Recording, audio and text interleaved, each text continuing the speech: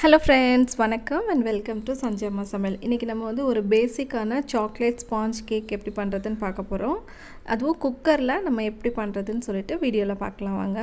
இப்போ ஒரு பாத்திரத்தில் நான் 1 கப் அளவுக்கு மைதா மாவு எடுத்திருக்கேன்.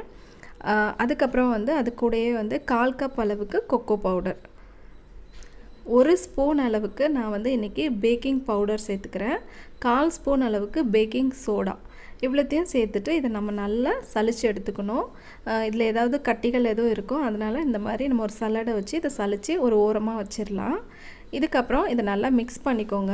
நம்ம சேர்த்த அந்த பேக்கிங் பவுடர், பேக்கிங் சோடா எல்லாம் மிக்ஸ் ஆகணும் இல்லையா, அதனால் நல்லா மிக்ஸ் பண்ணி ஒரு ஓரமாக வச்சிடலாம். இதுக்கப்புறமா வந்து இன்னொரு பாத்திரத்தில் நான் வந்து இன்றைக்கி 3 முட்டை எடுத்திருக்கேன்.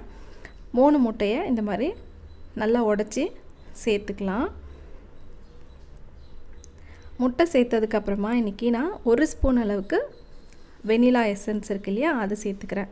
இது சேர்க்கும் போது அந்த முட்டையோட ஸ்மெல் தெரியாமல் இருக்கும், அதுக்காக தான்.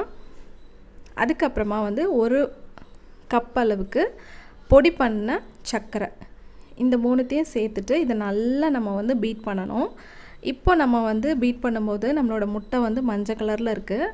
இப்போ இதை வந்து ஒரு 10 நிமிஷம் நம்ம பீட் பண்ணும்போது ஒயிட் கலரில் ஆயிரும். பாருங்கள், இந்த அளவுக்கு நல்லா ஃபர்மியாக வர வரைக்கும் இதை வந்து நல்லா பீட் பண்ணிக்கணும். நம்ம வந்து எந்த அளவுக்கு இதை நல்லா பீட் பண்ணுறோமோ அப்போ தான் நம்மளோட கேக் வந்து நல்லா சாஃப்டாக வரும். நான் முட்டையை பீட் பண்ண அந்த பவுல் வந்து ரொம்ப சின்னதாக இருந்தனால பெருசில் மாற்றிக்கிறேன்.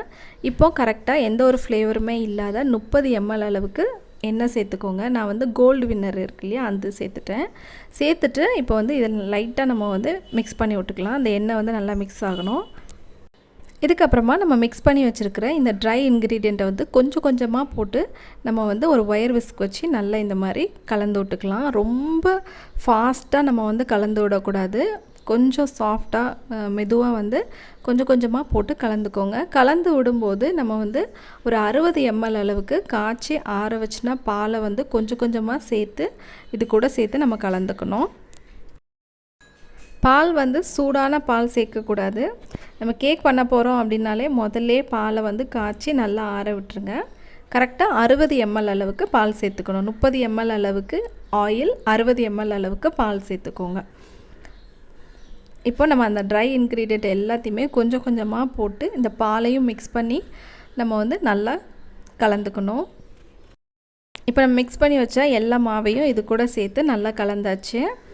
அவ்வளோதான். நான் ஏற்கனவே வந்து ஒரு கேக் டின்னில் வந்து கொஞ்சம் எண்ணெய் வந்து நல்லா க்ரீஸ் பண்ணிவிட்டு பட்டர் பேப்பர் போட்டு வச்சுருக்கேன். நம்மளோட கேக் பேட்டரை இது உள்ளே ஊற்றிட்டு இந்த மாதிரி ஒரு குச்சி வச்சு நல்லா இந்த மாதிரி நம்ம வந்து பண்ணி விட்டோம் அப்படின்னா கேக் வந்து நல்லா அந்த பபுள்ஸ்லாம் வராமல் இருக்கும். ஏற்கனவே நான் வந்து குக்கரில் வந்து கொஞ்சமாக உப்பு போட்டு அது மேலே ஒரு பாத்திரம் வச்சு 10 நிமிஷம் நான் வந்து இதை வந்து ப்ரீஹீட் பண்ணிட்டேன். இப்போ நம்மளோட கேக் அந்த இதை உள்ளே வச்சுட்டு கரெக்டாக 40 நிமிஷம் மிதமான தீயில் நம்ம வேக வச்சு எடுக்க வேண்டியதுதான். அவ்வளோதான், நம்மளோட கேக் சூப்பராக ரெடி ஆகிடுச்சு. விசில் போடக்கூடாது, மிதமான தீயில் சிம்மில் வச்சுருங்க, ஹை ஃப்ளேமில் வைக்காதீங்க.